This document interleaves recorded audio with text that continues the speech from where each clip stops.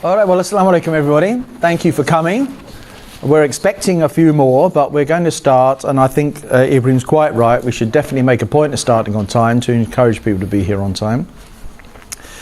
This is an auspicious event, which I'm sure will go down in the history of the Islamic Renaissance of the 21st century, because it's the first public event of our new research centre, the Centre for Islamic Research and Education, CIRE, which many of you will have heard about. It's a very big project. I was just looking back over the planning today, and in fact it's a project that exists, is very ambitious, I realise, probably too ambitious, but hopefully not. And one of the elements of our research agenda is to provide a forum, namely this one, for scholars to come together and to discuss aspects of scholarship, diverse aspects of scholarship, and to have a discussion around the implications of each other's work. I hope that people in this room will consider presenting their work. It's not intended necessarily to present finished work, but work in progress, so that there can be a discussion around the work that we're doing as a community of scholars and scholars in training. And I'm hoping that we'll be able to reach out to a wider, gradually as we become more well known, a wider circle of people will come. And indeed I'd like to see this sort of thing happening, as it probably is elsewhere. Other centres have their seminar series. I was invited to one by the Al-Mahdi Institute. I don't know if you get theirs. Unfortunately that's in Birmingham. But this is a very good sign that Islamic scholarship is really coming into its own in the UK. And we certainly want to encourage this. This kind of thing happens in universities, and we want to step up to that level of interaction and professionalism and dedication to relevant and useful scholarship. So thank you again for coming. The talk will be given this evening by Dr. Harvey, who many of you know, and it will be followed by a session of questions and answers, inshallah. Although tonight we do have Maghrib, and that may curtail things somewhat. I also have to go at 6 o'clock because I have an evening class over in the college, so I won't be able to stay. So I'll pass you over now to the very safe hands of Dr. Ebrahim, and he will be giving a talk on interpretation of the Mukātaba Verse in the Quran in early Islamic history. So I'd like to welcome Dr. Ebrahim tonight. Thank you very much for coming, and we're looking forward to hearing your paper. Bismillah. Bismillahir Rahmanir Rahim. Alhamdulillah Rabbil Alameen. Allahumma salli ala Sayyidina Muhammadin wa ala alihi wa sallam. Alhamdulillah. So today, inshallah, I'm very happy to be starting out things for the seminar series. It wasn't a desperate bid for self-promotion, but just because we wanted to get things started, and so I offered to kind of get things rolling while we sort out speakers for the future. I'm already in contact with a number of academics and scholars who will be presenting in future months, and we want this to be a real forum for this discussion, as Ebrahim said, a real place where we can share research and develop the research culture at the college, and all of our work, and discuss ideas, and develop that aspect of what we do. So today, I'm going to, this paper, I delivered it previously at the Quran conference in SOAS a year ago, and it, alhamdulillah, it was well received, and I think it's an interesting paper.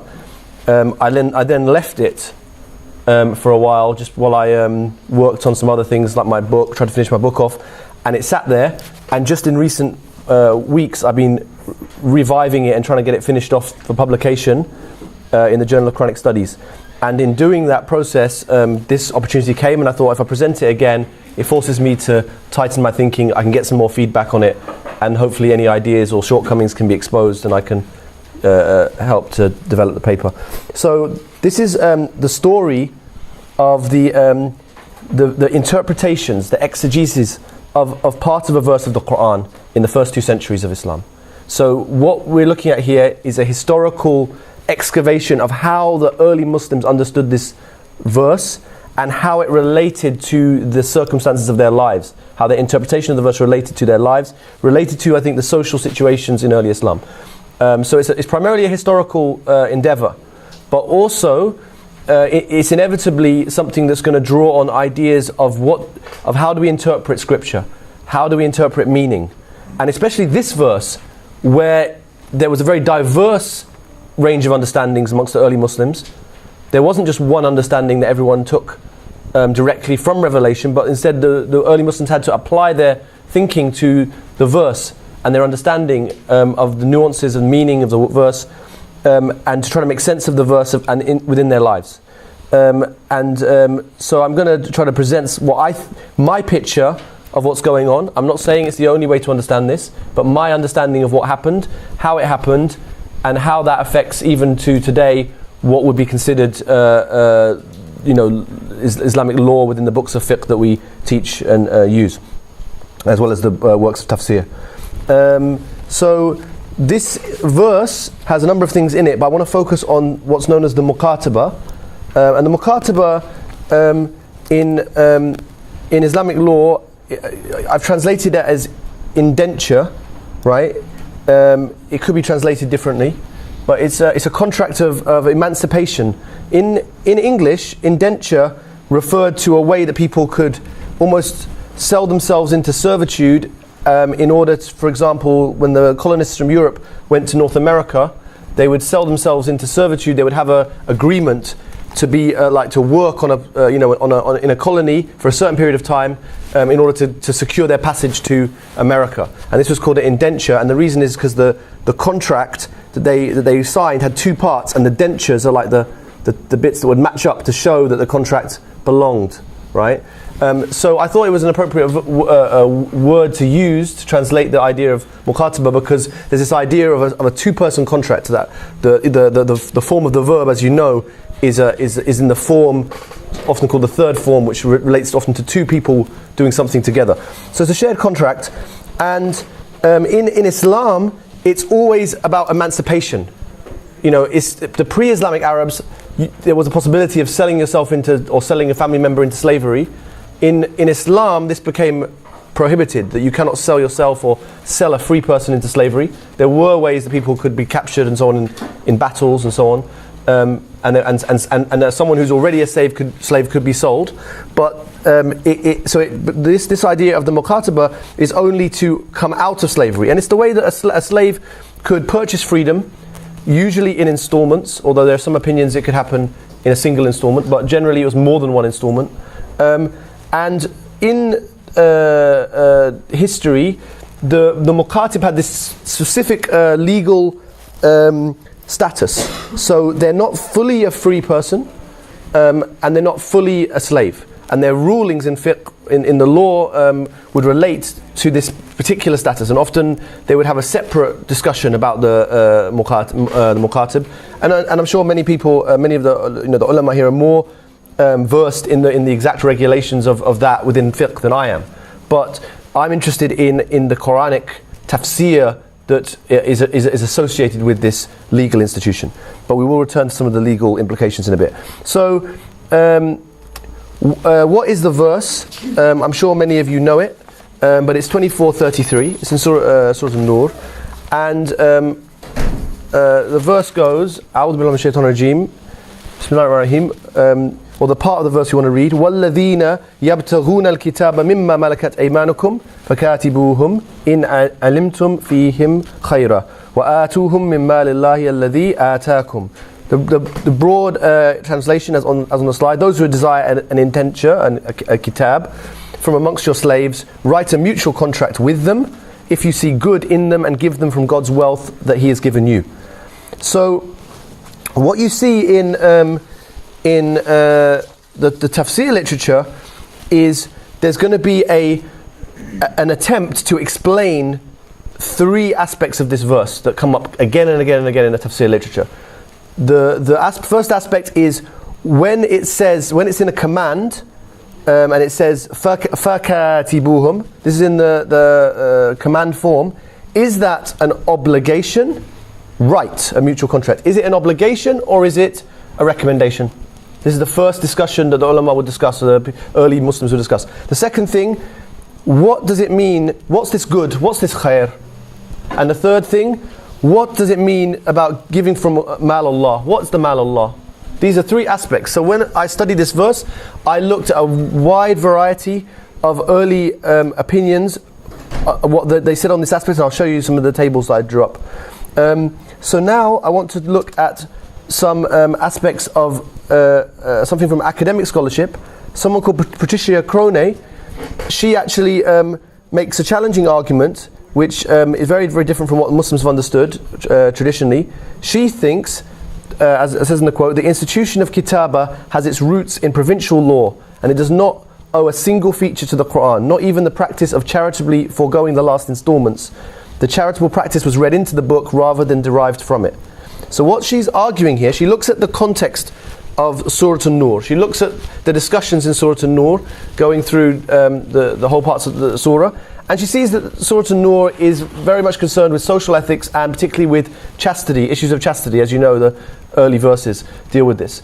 And so she, and even within the same verse, earlier on in the verse, it mentions about marrying, marrying off slaves and so on.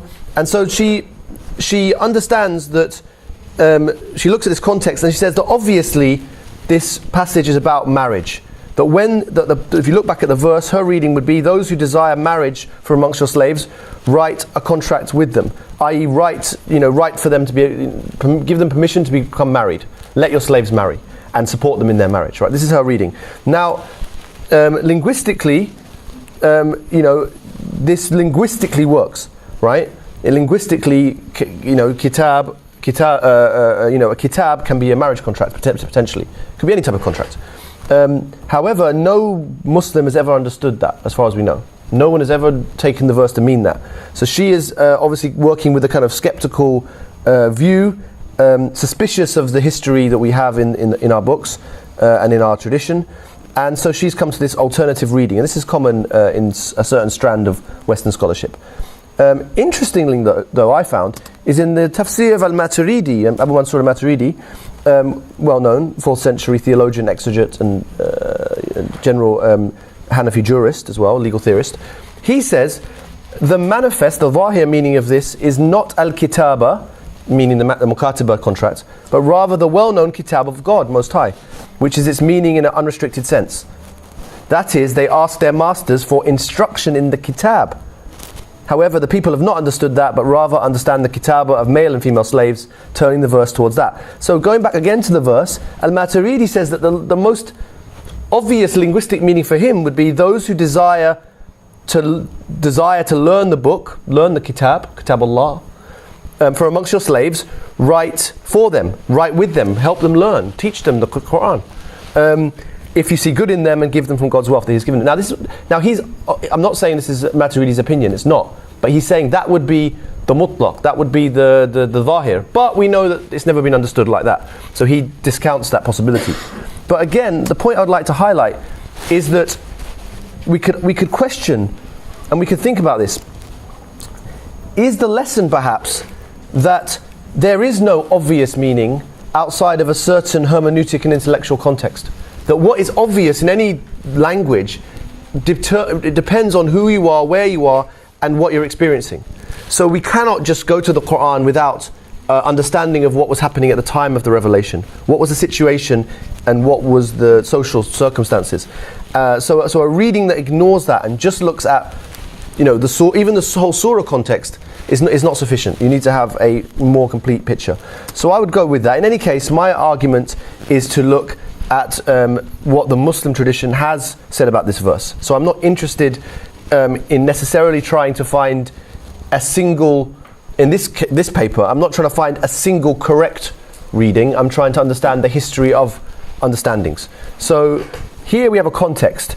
The immediate context is, of course, Medina, right? The verse is in Surah An-Nur. It's revealed in Medina. And then you have this broader Hijazi context, what was happening in the Hijaz, which is obviously close. And then eventually we're going to see that the tafsir actually moves to, particularly to Iraq, places such as Kufa and Basra, and even you can get opinions going out, within the first 2 centuries, you can get to Egypt, etc. So I'm going to try to give you some of that context, inshallah. So, if we look to sort of what's the social context of pre-Islamic and early Islamic slavery, what you will see is that before Islam, most of the slaves, it seems, were other Arabians. So there wasn't a huge slave traffic or trade. There might have been some. We have examples, for example, Bilal is famous. But the general pattern seems to be that tribes of Arabs would sometimes capture each other in war, and this is how slavery would happen. People would get caught and become slaves. And the evidence actually overall is fairly sketchy for exactly how everything happened.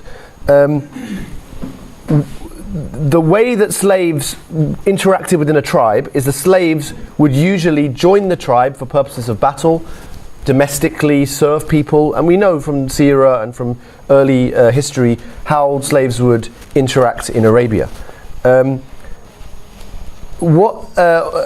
still, there's even in Arabia and in the time of the Prophet ﷺ and just after, there is some commercial activity. There are, certainly slave markets and so on. There's certainly, activity, of various types, of making, trading, and so on.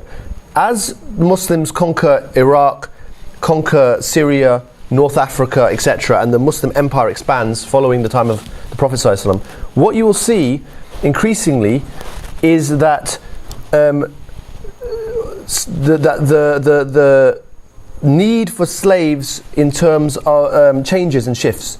You get increasingly agricultural slavery happening in places like Iraq, a place called the Sawad. And you get plantations, and there's not that common in Muslim history that you have plantations and plantation culture, which is what we think when we think of like American slavery. You think about plantation slavery. It's not that common in Muslim history, but it's not completely absent either. And the place that it particularly happens is in Iraq. They had these beds like covered in salt, and they would scrape off the salt and then use that for agriculture in places in Iraq near Basra, and sort of marshy land. And this is where the slaves would come in, and they would clear the land of the salt, and they would cultivate that land. And it was a huge revenue, particularly going into the 2nd century, from the mid-2nd century I'm talking now, so it's a bit later on. But you get a movement, you get slaves being sent, being taken in from the frontiers, so increasingly taken in from places like North Africa, Persia, and so on. And increasingly using these plantations, and you get famous rebellions and so on. The most famous being the Zand rebellion, which happened in the mid-3rd century, but it's outside our scope. But you get a kind of building up of sort of plantation slavery to some extent. In the Hijaz, however, slaves are used more for domestically, entertainment, and so on. Right, so that they have they keep a domestic role. The last thing I want to mention about context is wala. So wala is sort of a patronage relationship. When a slave would be freed, they would become the mawla of the master, and the master would be, as it were, also the mawla of that slave. So it's a kind of reciprocal relationship, right? As we're talking about these reciprocal relationships, the wala had a number of aspects to it, but there would be particularly significant is that the master would play some role within traditional aspects of the law relating to penal matters, so become kind of a member of family for the point of view of kind of if the slave was involved in matters of kind of punishment and law and so on, and also if there were no other sort of inheritors, the master could inherit the share of inheritance from the slave. So it becomes kind of like the so-called asaba or agnatic relationship. So there's this relationship of patronage, and this is important in the history. It does come into our story a bit, but not so much. And then obviously the most famous aspect of this is you might know certain figures as so-and-so, Nafi, Mawla Ibn Umar, right? And that's very famous for the students, that you have various people who are the Mawla of a certain master, person who was freed, and so on. Now, let's get to our verse. So, you're probably going to struggle to read that all in detail, but what you have here is what I call the Medinan legal exegesis of the verse, in terms, so you have the name of the companion. These are all companions of the Prophet ﷺ. You have the generation, whether they're a companion or junior companion, which city it's Medina, but then in some cases like Ali and Ibn Abbas, you get a movement to another city during their life. And then we have, what do they say about the Katibuhum, what do they say about Khair, what do they say about Mal Allah? And there's a variation of what they're saying about these different aspects of the verse. But what you will see, and I'll start with this, is in terms of obligation, in terms of the for Katibuhum, you only get one companion that I've found that does not have the position of obligation, and that's Anas ibn Malik. And Anas ibn Malik, in various reports that come to us, his slave, Sirin, who's the father of Ibn Sirin, famous Tabi'i, asks for the Mukātaba, right? And he rejects this. And then Umar orders him to do it. And then he refuses. And then Umar beats him. And then eventually he has to swear to do it. And so, and Umar's retort, Umar's evidence is basically, Allah says, فَكَاتِبُوهُمْ, right? So he's clearly treating it as obligation. And so the only example of a companion not treating it as obligation is the companion who's corrected by Umar. So effectively, later people like Tabari quote Anas's opinion as being obligation, because he went along with it. He's like done a rujuu, right? So this is now. I'm not here to. I'm not. You might think my move now is so therefore, why do we even think it's not? I'm not interested so much in that. I'm interested in, okay, so why is it that, as many of you will know, that all four madhabs say recommendation? That's a good question to answer. That's one of the questions I want to answer. In terms of what khair is, you see there's a mix. But the two things that come up are profession, hirfa, or wealth, mal. So the idea here is, if you see good in the slave, it means to see that they have wealth, right? They possess wealth, or they possess a profession by which they can earn wealth to pay for the contract, to get to pay off the contract. And once they pay off the contract, then they're free. Again, an issue comes relating this or connecting this idea to the standard opinion of later fiqh, because the Hanafis will say, how can a slave have possessions? It's a slave, right? But the context of these early interpretations makes clear that some of these early Muslims in Medina did think that the slaves could have money, and some slaves actually somehow possessed money or could come into money. So there is this idea of a legal status of the Mukatib. Can the Mukatib have wealth? Is a good question. Can a slave before they're a Mukatib have wealth? And finally, Mal Allah, you get a mixture of whether it's an obligation or a recommendation for the master to pay into this contract. This atuhum min Mal Allah.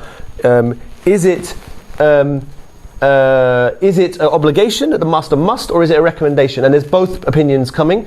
And in some opinions, for example, Ali's famously in the resources says it's 1/4. So sometimes there's an amount they're meant to give. And then the difference between remission and paying from their own wealth is it that at the end of the contract they sort of let some of it off, or is it that they give from the outset, get them started? That's the difference there. So that's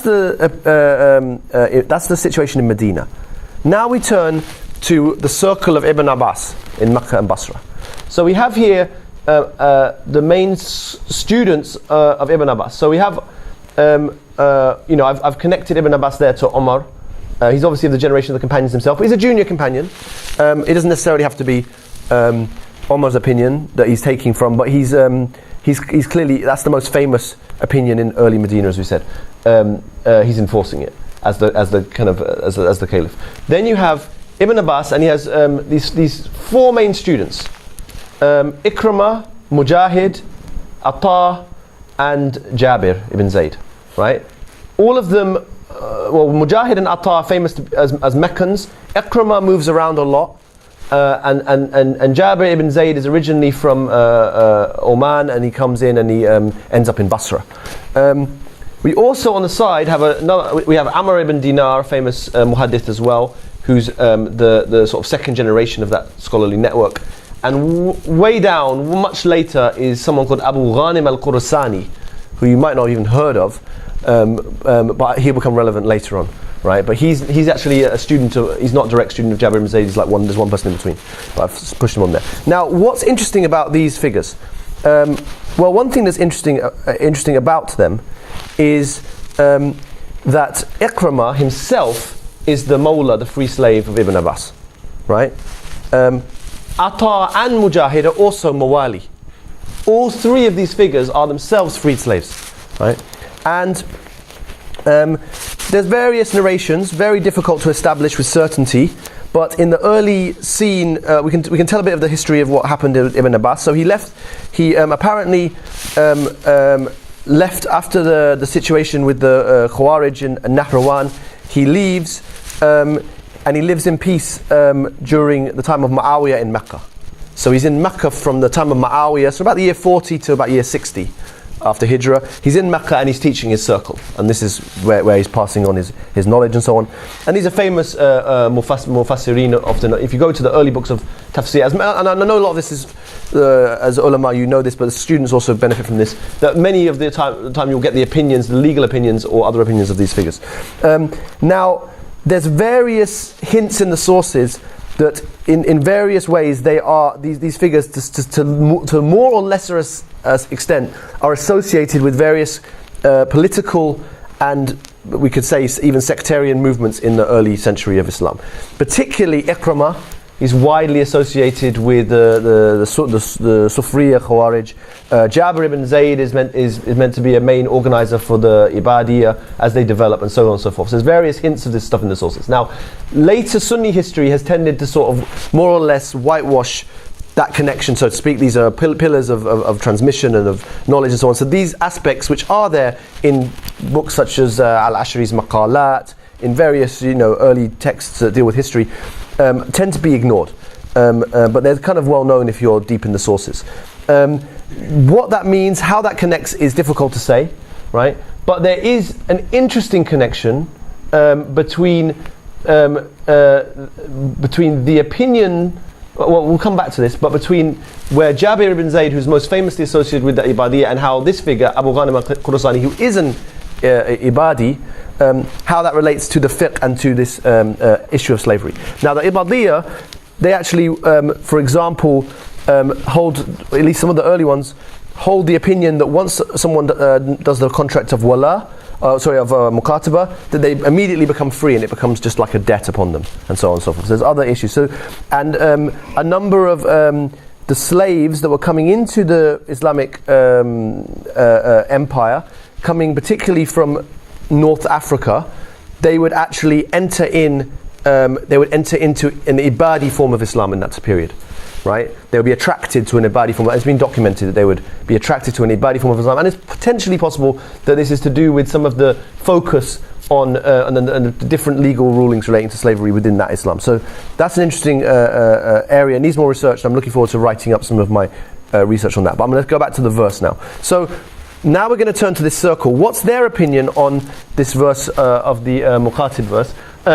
You have Ibn Abbas obligation, Mujahid obligation, Ikramah I don't know, Ata and Amr obligation. So they're following this Medinan opinion that you must free the slave if you see khair in them. What is the khair?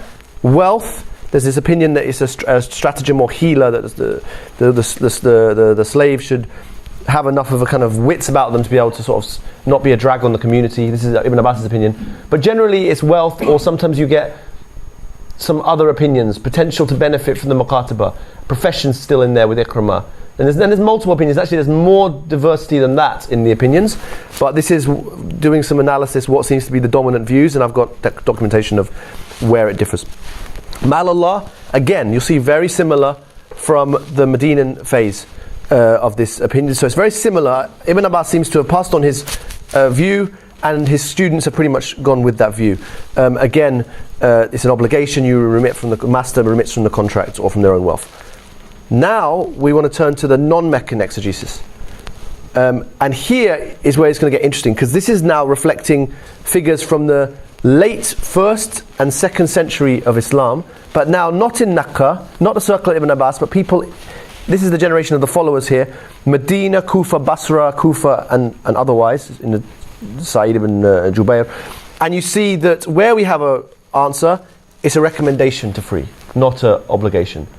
Where we have what the khair is, it's now these kind of internal qualities, truthfulness and faithfulness, religion and trustworthiness, wealth and desire to benefit from it. So that still comes through, the wealth is still there. But there's much more of an emphasis in the sources on major follower figures such as Ibrahim al-Nakha'i in Kufa and Hassan al-Basri in Basra, obviously, on these kind of internal qualities. And when you get to the obligation, it's a bit difficult to sort of pick it out. But the difference is that now it's a recommendation often, and it's from the master's wealth and that of others. And also in some cases paid with zakah. And there's a connection being made to the verse, to 960, fir riqab. The fir riqab refers to the Mukātaba, right? And this comes about, the earliest I've seen that connection is in Aslam, the Mawla of Umar, who mentions that it's from zakah, that this is given from zakah. So there's no longer this idea that it's the master's own money they're giving, but rather it becomes this kind of community obligation, or community, not obligation, community recommendation to pay if the master decides to free, that then they get help from the community. And then you go to the 2nd century, the junior Abu Hanifa, Sufyan al-Thawri, Malik, Layth, and Ibn Sa'd and Abu Ghanim al-Khurasani. These figures, Kufa, Medina, Fustat and Basra. Again, in almost all cases, it's a recommendation.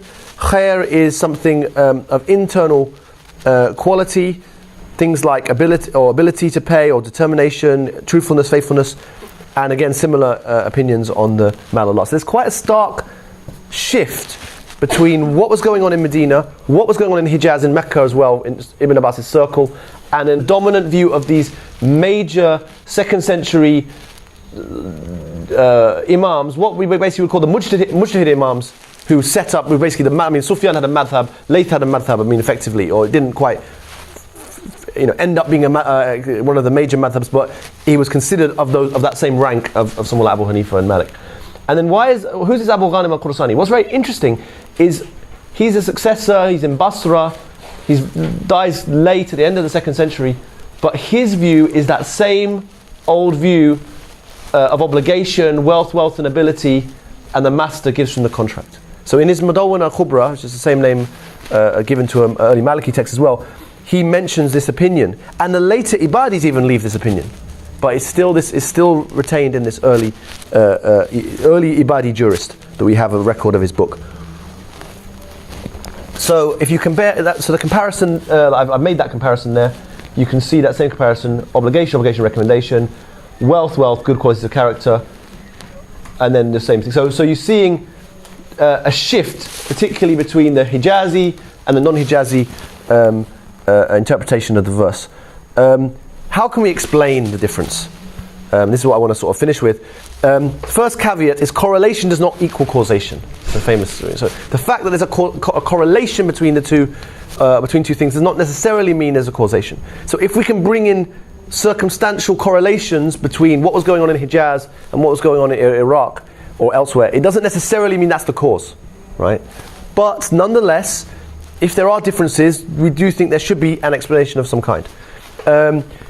It seems to me, so some of the suggestions I put forward, and I'm willing to discuss and have pushback on these things, but it seems to me that the Meccan jurists in the circle of Ibn Abbas are often mawali themselves, but that's not necessarily absolutely definitive. I think Hassan al-Basri was a mawla as well. And they are associated with some of these early Ibadis and Khawarijim to some extent, and apparently more emancipatory position, which would fit with the sort of Ibadi theology of kind of, the famous issue of the Ibadis was that, of the Khawarij as well, is this idea that, the sort of, even though they accepted slavery, there was some idea that everyone in the community was of the same standing, anyone could be the Khalifa, etc. There was no idea of precedence to Quraysh or precedence to the family of the Prophet or whatever. Secondly, these economic issues, Hijazi economy, the way that slaves were used in that economy versus the Iraqi agricultural sawad, could that be part of the explanation? And I think other differences in the scholarly development and the circles, that Ibn Abbas's opinion died out. In fact, what happened is this school of Mecca, basically Mecca gets taken, once Imam Shafi'i develops his fiqh, after the generation of kind of Amr ibn Dinar, Meccan fiqh becomes Shafi'i fiqh. So there's this move to sort of the Shafi'ization. I left off Shafi'i. I mean, you could add him in, but I think Shafi'i, he's no longer. He's kind of almost like represents a different stage of fiqh development. So I kind of thought this is kind of pre-Shafi'i stuff. Once you get to Shafi'i, it's a different game, as you know. But there could be other differences as well. What was it about the way that they were thinking in Iraq? So it's not just about reducing scholarly opinion to kind of passive effect of the environment, but what were people thinking? What was their scholarly development like in Iraq? Why was that different? Why did they think differently? Why was their ijtihad going in a different direction? And why is it characteristically in these different directions? These are all interesting questions, and I don't have all the answers to those things. I'll be interested if anyone has any ideas. So I think, inshallah, that's the last thing is the afterlife of the early Hijazi view. So it's rejected by these major jurists of the 2nd century, does not enter the Sunni legal schools, but I mentioned about the Shafi'ism, and finally it survives as the view of the Basran, Ibadi, Abu al-Ghanim al-Khurasani, his Mudawwana Kubra, I've mentioned that as well. And interestingly, the Ibadis, although they're not very strong on sort of isnads and stuff, they weren't really hadithi in that sense. They had some hadith books, but they weren't major people of isnad.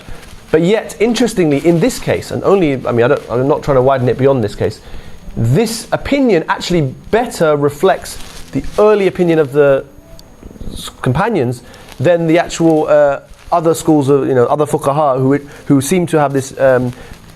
Have developed this new opinion about of what the verse, kind of how the verse should be interpreted towards the end of the 1st century and into the 2nd century, for whatever reasons, and I've given some suggestions. So inshallah, jazakallah khair for your attention. I hope that was an interesting paper, and inshallah I look forward to having a discussion with you or any Q&A.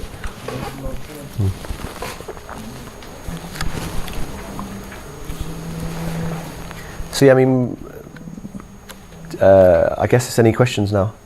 Normally we're hoping to have a chair to sort of protect the speaker from you guys, and also to relieve him of having to make the choice of who gets to ask the question. It's not his responsibility; it's the chairs.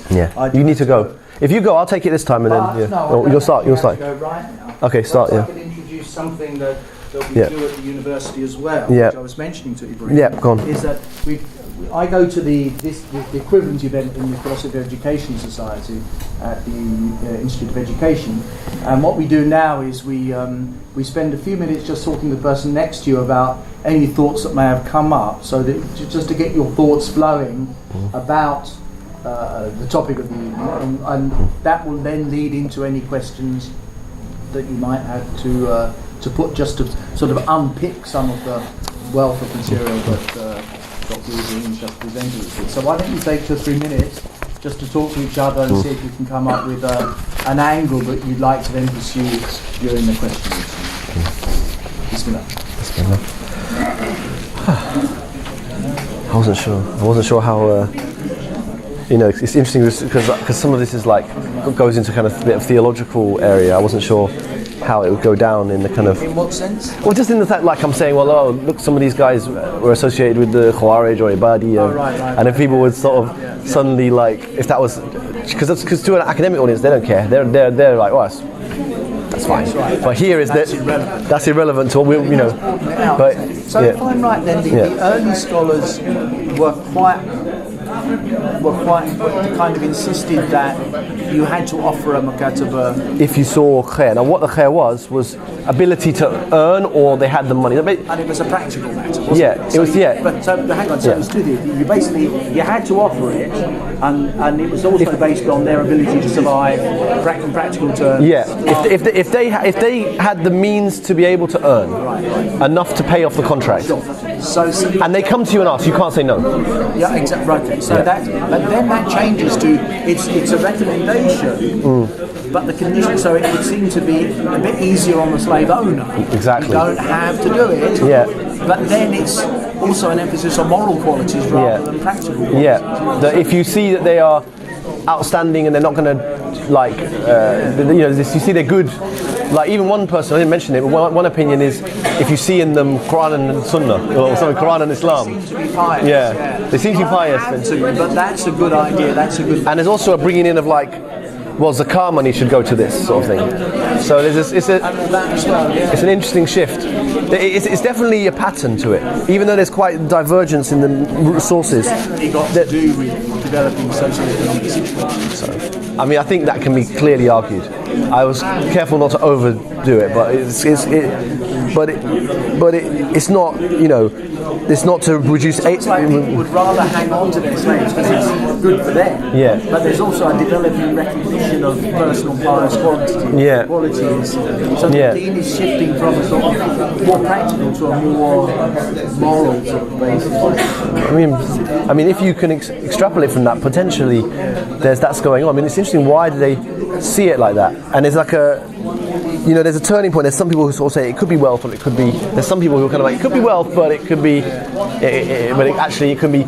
So they say There's some people. There's quite a common thing where they say like, they'll say like. A man, they'll say a man or ada. So basically, trustworthiness and the ability to fulfill it. So it's like they're kind of trying to get both. Like, it's not just a single thing. So that comes through as well in some cases. But anyway, let's see who's. Okay, thank you very much, everybody. Let's pull this all together into one conversation now. I don't have to tell anybody off or talk to our teachers. I know we got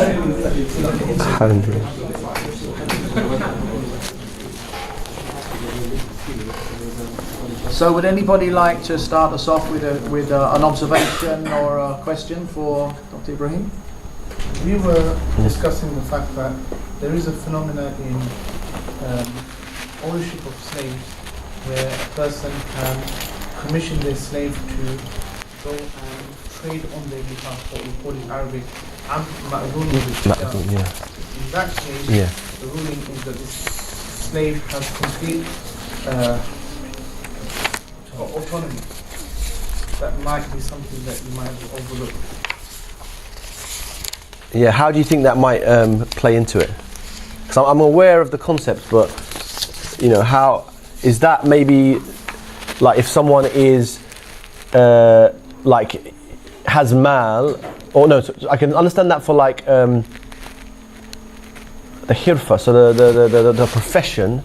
You're saying the profession could happen, but through the institute, through being a ma'dhun. For being a ma'dhun, they can undertake a profession, but the profession would only pay for the money would go to the master, right? Yes and no.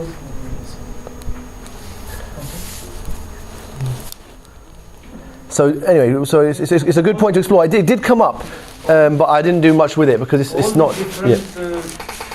Types of relationship which exist in the society was shadowed in the slave culture also.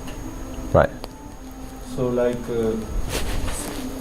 entrepreneurs, skilled people, skilled slave, and just domestic servant slave, and as you said, education, entertainment, all sorts of I think this was like a shadow culture. Which was shadowing the main society. Okay. All the different things were available there, but within limited scope. And today's application is very funny. That la riba bain al abd wal mawla. Even British law, the trust law, is like mawla and mawla and abd. So you can put money in your own trust. Which acts like your own slave, and you borrow from your own trust and just pay the interest rather than capital. Current tax system. So that relationship is still woven in the legal. So is the trust almost like a slave, basically like a fictional person, like. Okay, that's very interesting. Yeah, here is like an entity, but there was. I mean, that's interesting how the British they get rid of, they abolish slavery, right? But then there's a rise of kind of corporate slavery, that you make a fictional person. Okay, it's very interesting. Yeah, that deserves that could be explored, I think. But I'm not gonna. That won't be explored in my paper. But I'm saying that's a future discussion, isn't it? I have a question. One question at the back here, and you'll be second, sister. Well, I was just going to, I think Mr. already answered it, but I was just going to say that, not to give an answer, but just to really ask a question rather. Was it that when the slaves would go out on behalf of their masters as tujjar, was the relationship a relationship of mudaraba? As we understand it in buyu', when you have a relationship of mudaraba, the mudarib, the entrepreneur, would be charged with the responsibility of discharging the wealth and creating business, but he would also have a capital that would be reserved for him, for his services. He would get paid with it, paid for that as well. And it seems that perhaps that brings to light this discussion that the slave truly does, as Mufti Khalid said, have true autonomy in that particular aspect. Okay. So I'd need to look more into how that operated and what, I can't answer that. That seems more a question of how, from what I understand of the Mukātaba, the way it would work is in the earlier period, and I'm happy to be corrected, and it would help me a lot to be corrected by those more versed in the law than me, but my understanding is in the earlier period, the slaves could have wealth, they could have a side business, they've got to do what the master says, but they can have a trade on the side. And is it precisely if you see that they've got a little trade going on the side, they're earning some good money on the side, that then they're coming to you saying, look, I could pay for my freedom, then they're saying, well, then you've got to let them be a free person because they can sit on their own. That's how I've understood the sources I've looked at, where it seems in the law as it was practiced a little bit later, the jurists of the 2nd century, they seem to be saying that no, you don't. A slave can't have their own independent wealth. They have to be this delegated relationship. So the question is, is there a break or is there a continuity? And is there a danger of reading 2nd century law into the 1st century, or is it that we've misunderstood what was happening in Medina? We need to better understand. From the sources, it seems clear that this slave Cyrene had money, and that was and they're all saying, if you see they've got money, if you see they've got a profession, free them. That seems to be what the sources are saying massively, rather than, and it's very much a material thing. And then in the 2nd century, it's if you see that they've got good qualities of character, if they've got deen, if they've got trust, if they're trustworthy, if they're faithful, if they've got the ability to fulfill the contract once you give it to them. So there's a shift. Now, does that reflect issues of legal status? I think there are some differences. I think we do have a tendency to assume that everything was as later becomes the consensus view. There do seem to be some differences in what the rules were for a slave in the early period, but it needs more research here. I just want to know what the relevance of this topic is in this day and age, and why you've done your research on this. What's the relevance? Right. Why have you kickstarted off with this session? So it's, as I said, we needed some research. It's a seminar, so it can be anything, right? So easily done something from my book on, which I think is more directly, as it were, more directly trying to address issues of relevance and justice and so on. But I think this is actually a key issue, not so much on the topic of slavery per se, right? And I don't want us to only be fixated on that, but on the idea of how do we relate to Scripture? How do we relate to the sources? And how do we relate to the early Muslims and how they understood the sources? And this seems to be a key question that Muslims ask these days, because there's a wish to be faithful to the Scripture. There's a wish to be faithful to the Salaf, the early Muslims, and what they understood. And at the same time, there's a need, as this idea of relevance and practical relevance to our society. And I think if we look at this topic, you can actually potentially see that the Muslims in the 2nd century, they didn't understand a certain way of reading this verse as being so relevant to their circumstances, and they shifted the interpretation to an understanding that they felt was more relevant. What was obligation became recommendation. That's not to say that, so we all think we should have Mukātaba, we should have slaves. No, but it's a way of seeing that even something as fundamental as does the Quran obligate or recommend, it's a big difference, could shift. It's seemingly based on circumstance. It doesn't mean it happens willy-nilly, but it can happen, and I think that process is important. This is obviously a scholarly seminar for senior students and ulama and academics to discuss, and therefore hopefully by refining our thinking on these kind of critical questions about interpretation and history, we can better deal with these challenges. So that would be my answer for that. Yeah. Second, what would be interesting is to look at various other verses and see if there's been a change of opinion from what Sahabas considered the verse to kind of mean, and what the Fuqaha later kind of concluded what the verdicts were. So I was just reading on Bidayat al-Mujtahid on my phone on this particular issue. So he actually says Iqrama says it's wajib. So Iqrama is a word question mark. So in there he lists Iqrama as one of the people that says it's wujub. But then he says that the Fuqaha, most of them considered it to be a recommendation because they developed an asl that someone's property should remain their property and nothing should hinder the asl. So the verse here was only a recommendation. So there was a development of usul and principles by which they were tempering other verses which maybe might not have been matured at the time of the Sahaba, or taking kind of meanings of the verse more simplistically or more directly from the verse itself. Whereas later on there's usul of transactions and words which will later on be found.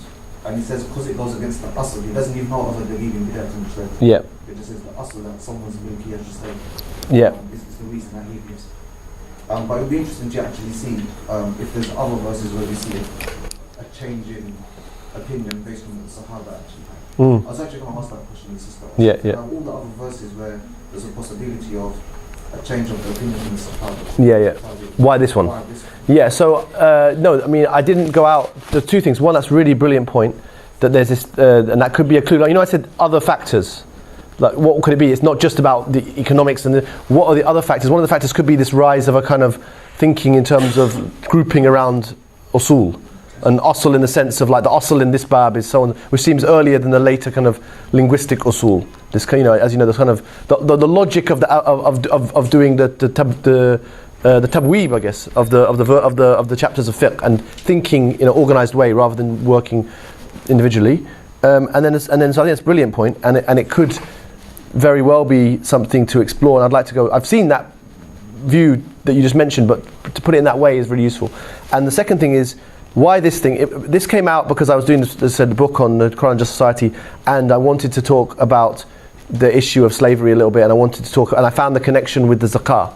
So I came into it through looking at the zakah fil riqab. Then I noticed that, wait a minute, An-Nakhai says this relates to 2433. Then I looked at that verse. So just the way that research happens, you find something interesting, you think you can, a new angle. And then I started looking into some of the other stuff, and I found these like, wow, there's this diff shift, and then it's preserved by this later Ibadi thing. That's all very interesting. So I think a paper, it doesn't always, we sometimes get very idealistic and we think, well, I want to make a big change in this.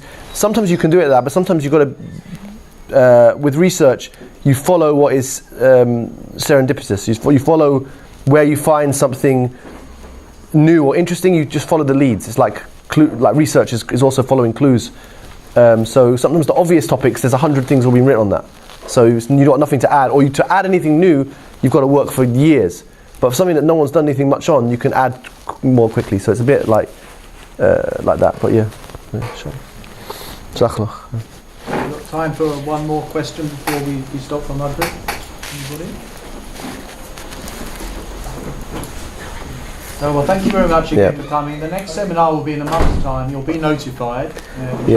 Inshallah, it's going to be Dr. Asim Yusuf from Nur al-Habib Foundation, and he's going to. He hasn't confirmed his title yet, but he's agreed to present, inshallah, some of his research. So this will be that date is the 14th, Tuesday the 14th, confirmed. Confirmed, yes. His research on he's done the book on prayer times, but it might not be prayer times. It might be something else. So I wanted to confirm for today. I sent him messages and he's not confirmed yet, so I can't force his hand. But he's agreed to the date. So inshallah we'll have his research next time. And if you've got other people you want to, anyone knows researchers and have suggestions, we're very welcome to source some different researchers to give us a varied picture of research, inshallah. I'd just like to finish by saying, obviously this is, the field of Islamic studies is vast, and we're not trying to cover it systematically. What we're trying to do is to look at places where people are doing original scholarship. It's bound to be tightly focused, because that's the nature of it. I think that encourages us to think, well, what could I be looking at some point? And we definitely want to encourage members of staff and advanced students as well to consider writing for a variety of audiences, one of which might be a seminar. I'd like to actually have this seminar series weekly eventually, where we can have an ongoing, and you get together a small group that's here every week, and that builds a certain kind of momentum. So inshallah, that's for the future. And I'm already working with some students to consider writing for this kind of thing. So alhamdulillah, thank you very much for coming. Jazakallah khair. Alhamdulillah. Well done, Ibrahim. That was great, huh? Alhamdulillah. Tasty. Yeah. Morsel. Yeah. Alhamdulillah. And I got some good points there. You know? Yeah, and that's actually that's what it's all about. Yeah, that's what it's all about. Yeah, alhamdulillah. Because you can't. Drip by bit. You know. Yeah, you got to start it off. You know. So I think that was successful, inshallah, for our first go. Very good. Yeah. Assalamu alaikum. I sent an email to your wife about the possibility of getting together sometime tomorrow. Can I just ask quickly? Yeah. I don't really need to speak to, but as a college, would we consider doing something for Black History Month? I don't see why not, but I mean, I know it's going to be over by the time we come back from half term. that's the thing. It probably needs more running to do well, but it's like.